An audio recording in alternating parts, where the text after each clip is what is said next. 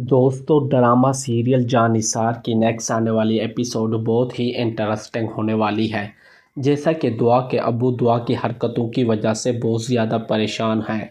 آخر کار یہ کیا کرتی پھر رہی ہے، اسے کیا ضرورت پڑی تھی وہ سرفراز سے ملنے چلی جاتی ہے۔ اس لیے وہ سوچ لیتا ہے کہ میں خود نوشروان غزنوی کے پاس جاؤں گا، اسے درخواست کروں گا کہ اپنی بیوی کو اپنے گھر لے جاؤ، لیکن اس سے پہلے دعا کو بلواتا ہے اور پوچھتا ہے آخر تمہیں سرفراز سے ملنے کی کیا ضرورت تھی جب تم دیکھ چکی ہو سبھی لوگ تمہارے خلاف ہو چکے ہیں، غزنوی کو تم پہ شک ہے، اس کے ماں باپ کو، تمہاری اپنی بہن فضا کو، اور سرفراز بھی تمہارے بارے میں فضول باتیں کر رہا ہے، اور سرفراز سے مل کے تم سب کے شک کو یقین میں بدل رہی ہو۔ دعا کو یہاں چاہیے تھا کہ وہ اپنے ماں باپ کو اعتماد میں لے کے بتا دے سرفراز سے میں محض اس لیے مل رہی ہوں اس کے خلاف ثبوت جمع کر سکوں، لیکن دعا ہے وہ بالکل ہی گونگی ہو چکی ہے۔ اپنے ماں باپ سے بس یہ تو کہتی رہتی ہے کہ آپ لوگوں کو اپنی تربیت پہ شک ہے، کیا آپ لوگوں کو میرے اوپر اعتماد نہیں ہے؟ جب تک تم بتاؤ گے نہیں تم یہ سب کیوں کر رہی ہو، تب تک تم پر کیسے کوئی اعتماد کرے گا؟ بہرحال اگلے دن اسلم صاحب جب نوشروان غزنوی کے آفس پہنچ جاتا ہے تو نوشروان انہیں بہت ہی عزت سے اپنے آفس میں بٹھاتا ہے اور آنے کی وجہ دریافت کرتا ہے تو اسلم صاحب بتاتا ہے میں دعا کے بارے میں بات کرنے آیا ہوں۔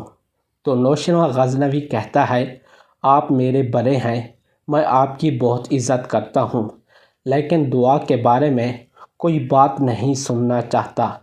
اسلم صاحب تو بہت پریشان ہو جاتا ہے اور نوشروان کو سمجھانے کی کوشش کرتا ہے اگر تم بات نہیں سنو گے، دعا کے ساتھ بھی بات کر کے سب کچھ کلیئر نہیں کرو گے تو معاملات مزید بگڑ جائیں گے۔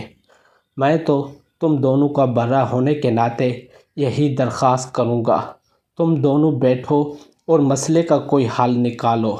لیکن نوشروان غزنوی اپنے سسر سے کہتا ہے میرے پاس تو کوئی حل نہیں ہے، آپ کی بیٹی سرفراز سے چوری چھپے ملتی رہتی ہے، آپ خود ہی بتائیں۔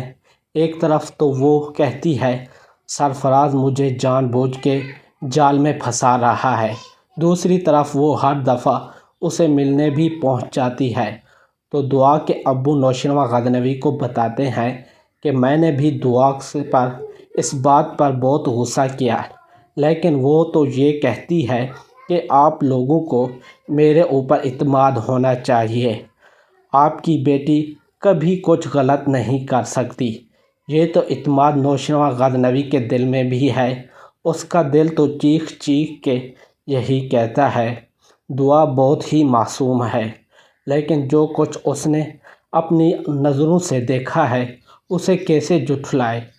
پھر کشمالہ بھی تو وقتاً فوقتاً دعا کے خلاف نوشروان کو بھڑکاتی رہتی ہے۔ دوسری طرف سرفراز کو کشمالہ پہ بہت غصہ آتا ہے کہ اس نے مجھ سے اپنے سارے کام لے لیے ہیں، لیکن جس رقم کا اس نے مجھ سے وعدہ کیا تھا اس میں تو ابھی تک پھوٹی کوری بھی نہیں دی۔ کنگن جو سرفراز اسے لیے تھے وہ بھی دھمکی سے اتروائے تھے اور وہ بھی سرفراز کے کام نہیں آئے۔ اس پہ تو سرفراز کی ماں نے قبضہ کر لیا۔ اب سرفراز کے پاس بالکل بھی پیسے نہیں ہیں اور نہ ہی جاب ہے اس کے پاس، تو کشمالہ کے رنگین خواب دکھانے پہ جاب کی تلاش بھی چھوڑ دی تھی۔ جب میرے پاس اتنا بڑی رقم آنے والی ہے تو اب میں اپنا کاروبار کروں گا، مجھے یہ چھوٹی موٹی 2 ٹکے کی نوکری کرنے کی کیا ضرورت ہے؟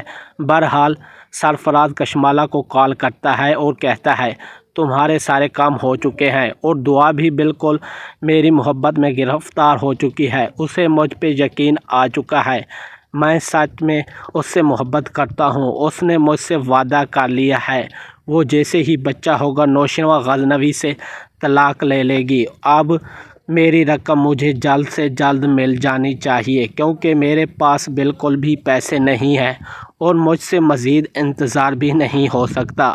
تو کشمالہ سرفراز سے روکھے انداز میں کہتی ہے، اول تو ابھی میرے پاس پیسے ہی نہیں، جب آئیں گے تمہیں مل جائیں گے۔ دوسرا، یہ کام آج کے بعد مجھے کال کر کے کنٹیکٹ کرنے کی ضرورت نہیں ہے، اس طرح شک پڑ سکتا ہے۔ اگر کسی نے سن لیا میں تم سے بات کرتی ہوں تو میرا بنا بنایا کھیل بگڑ جائے گا۔ اور پھر سرفراز کی اچھی خاصی انسلٹ کر دیتی ہے۔ سرفراز سوچتا ہے کس قدر چالاک عورت ہے، جب اس نے مجھ سے کام لینا تھا کیسے مجھے ڈھونڈتے ہوئے مجھ تک پہنچ گئی تھی، اور کتنی میٹھی بن کے مجھے رنگین خواب دکھا رہی تھی کہ تم کیا چھوٹی موٹی نوکری ڈھونڈ رہے ہو، میں تمہیں دنوں میں امیر کر سکتی ہوں۔ اور اب جب میں اپنے پیسوں کی ڈیمانڈ کرتا ہوں تو مجھے ہری جھنڈی دکھا دیتی ہے، میں تم سے بات نہیں کرنا چاہتی۔ پھر سرفراز کو غصہ آ جاتا ہے۔ دوسری طرف دعا سرفراز کو فون کرتی ہے اور اس کو بلوا لیتی ہے، تو دعا سرفراز سے پوچھتی ہے، میں آپ سے تو شادی کر لوں گی لیکن مجھے آپ سے ایک بات پوچھنی ہے، وہ آپ نے سچ سچ بتانا، یہ جو کر رہے تھے میرے ساتھ اس کے پیچھے کس کا ہاتھ ہے؟